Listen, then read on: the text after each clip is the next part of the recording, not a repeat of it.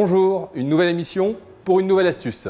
Aujourd'hui, je vous propose un mini cannelé, mais non pas en version sucrée, en version salée, à base de courgettes, coriandre et de fromage. Bien sûr, l'occasion de décliner cette recette en version salée, c'est pour moi l'occasion de donner une seconde vie à des légumes, à du fromage qui reste dans mon réfrigérateur et qui me pose problème.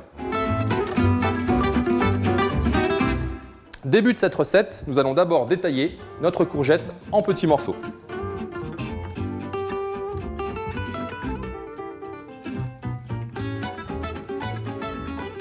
Mes courgettes sont taillées, je vais les réserver pour passer à l'étape suivante.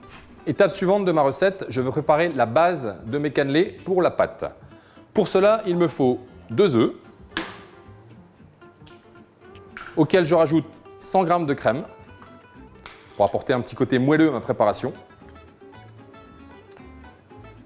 Dans cette préparation, aujourd'hui, je décide de l'assaisonner avec différents types d'épices. J'ai choisi pour vous du curry. Et bien sûr, on peut varier ces épices. Avec la courgette, le cumin va très bien. Et je rajoute de la coriandre fraîche.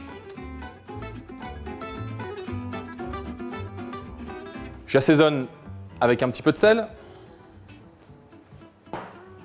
et une pincée de poivre. Je fouette l'ensemble à la fourchette pour avoir un mélange homogène et je rajoute à présent mes courgettes. Il me faut à peu près 100 g de courgettes pour cette recette. Je mélange à nouveau.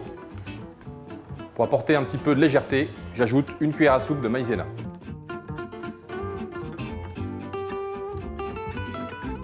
Et pour terminer cette préparation, je vais rajouter un petit peu de fromage. Alors bien sûr, prenez les fromages qu'il vous reste dans les frigos. Fromage de chèvre, ça serait vraiment très bien. Du roquefort, si vous aimez les fromages un petit peu plus intenses. Moi, j'ai choisi du gruyère, il m'en reste dans mon frigo. Une bonne poignée de gruyère et un tout petit peu d'huile d'olive. Ma préparation est prête.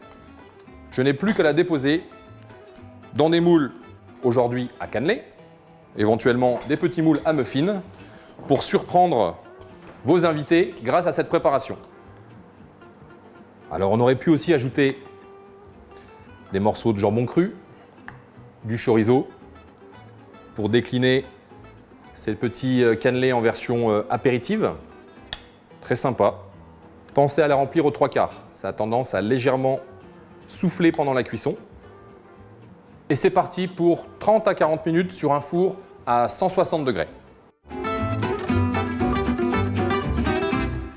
La cuisson vient de se terminer. J'ai décidé de vous présenter les cannelés avec une petite salade, mais éventuellement on aurait pu l'accompagner sur un repas.